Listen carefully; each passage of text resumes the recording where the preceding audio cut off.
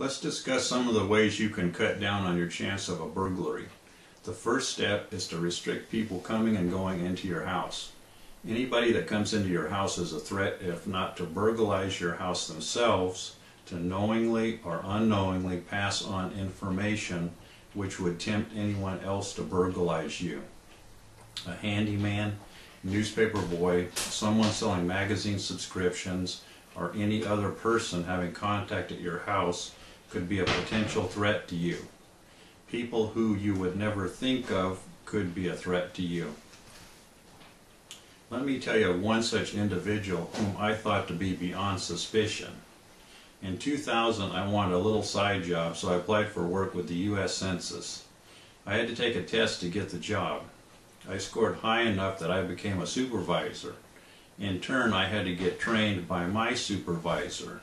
I was told anyone working for the census had received a clearance by the FBI. I went down to a classroom with about 20 other supervisors for the training.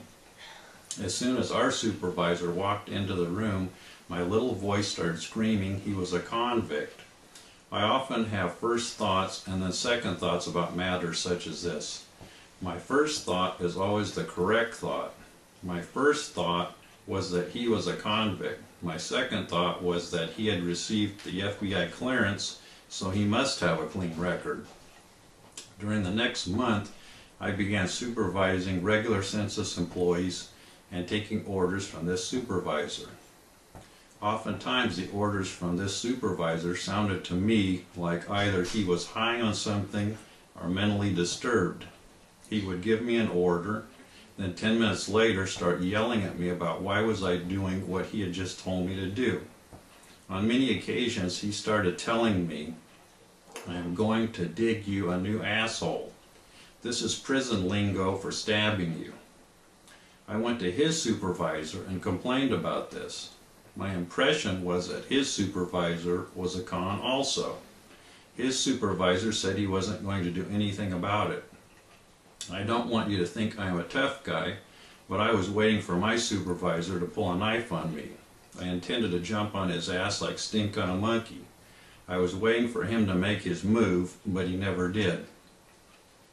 This video is all about walking away from trouble.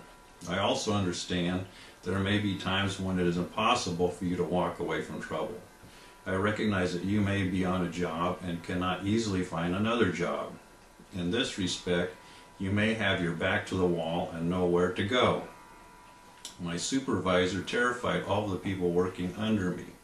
My wife also worked in this group. One day, my supervisor said that he wanted to start meeting my wife privately. My wife freaked out and said that both of us had to quit immediately.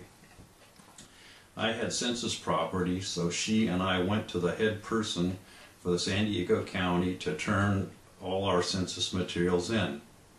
While we were at the census office, someone told me my supervisor came to my home looking for me. The head person did not do anything to help us, but someone in the census office got wind of our quitting and called a local news channel. Somehow, an investigative reporter started investigating my supervisor. It turned out that he had been to prison 3 times. No one was sure of his real name because he used different names. FBI agents were flown in from Washington, D.C. and joined San Diego agents in looking for this person. The search for him went on for several days. The story was top news in San Diego for days. They finally found him, but I do not think anything was done about him. The news disclosed that the census had hired a pedophile who was going door to door for the census. Information gathered by this person could have contained useful information about children living in the house. This true story is to drive home to you the fact that you never really know who is coming into your house. Did that person get an FBI clearance? Is the person wearing a police uniform? I have read stories about how police departments have hired felons who had their felony records plea bargained down to misdemeanor records. These police departments then had a policy that they could hire people with misdemeanor records. I have known criminals who wore handyman uniforms with names on their shirts such as Jim. When I met them on the street, I said, "What the hell is this Jim stuff? Your name is not Jim." They had hammers and sharpened screwdrivers on them. The sharpened screwdrivers were for stabbing people. Just be very cautious about whoever comes in your house. My mother and I went to look at a house for sale in Richmond. The real estate agents who visited the house left their business cards on the mantel. I looked at them and could not believe my eyes. I knew a thug who had committed every crime you could mention. He had a peculiar name. On the mantel was a card with his name on it. Anybody could be a potential threat to burglarize you. Watch out for your children's friends and neighbors. These people could also unknowingly tell other people how you have valuable property in your house. They may say you are away for a period of time.